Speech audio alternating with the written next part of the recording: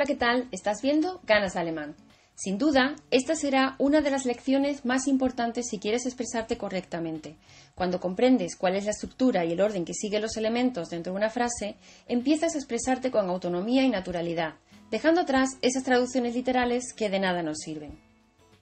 Nos vamos a centrar en la posición del sujeto y del verbo en las oraciones enunciativas, interrogativas, ya sean parciales o generales, y en las exhortativas o de imperativo.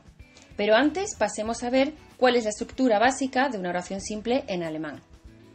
En primer lugar tenemos el Vorfeld o precampo, como su nombre indica. En él puede aparecer cualquier elemento oracional excepto el verbo. Este campo solo lo rellenan las oraciones enunciativas y las interrogativas parciales, las que llevan pronombre interrogativo.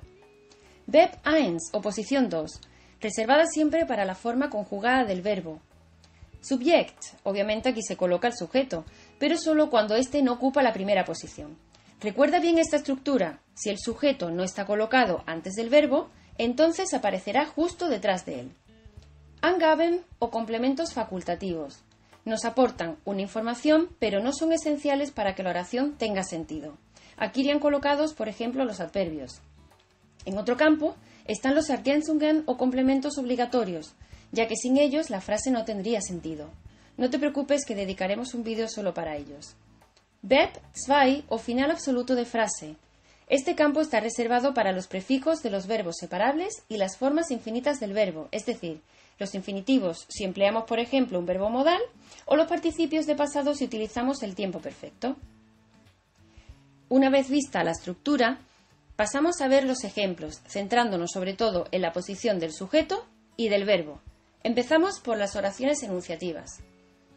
Ich lerne Deutsch. Aquí seguimos un orden lógico. Sujeto, verbo, complemento. Pero hay una estructura que es muy típica, sobre todo en el lenguaje oral, donde colocaremos en primera posición aquello que queramos resaltar, para dar énfasis. Deutsch lerne ich. Se produce aquí la llamada inversión del sujeto.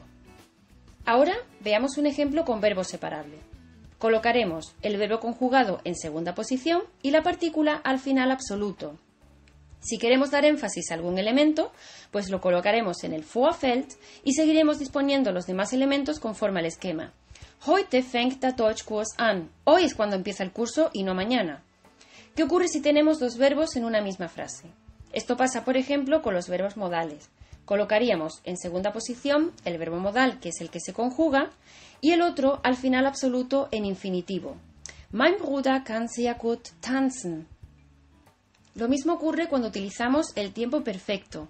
Colocamos en segunda posición el verbo auxiliar conjugado y el otro al final absoluto en participio de pasado. Sie ist nach Hause gegangen. Vamos a ver ahora las oraciones interrogativas.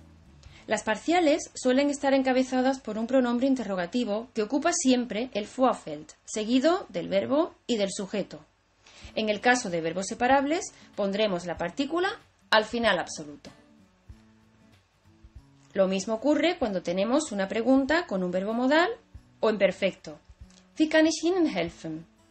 Wo hast du Deutsch gelernt? Atención ahora porque en las oraciones interrogativas generales, las que se contestan con sí o no, el Vorfeld siempre va a estar vacío, porque la primera posición la va a ocupar ahora el verbo. Wohnst du bei deinen Eltern? Cuando hay un verbo separable. Machst du bitte das Licht an?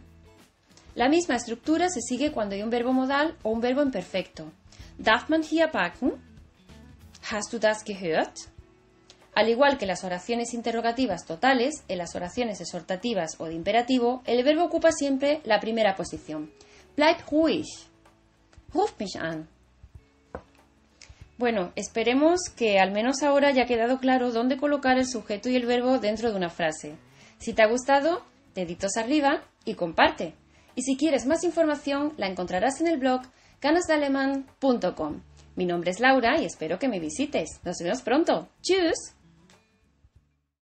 Created using Powtoon.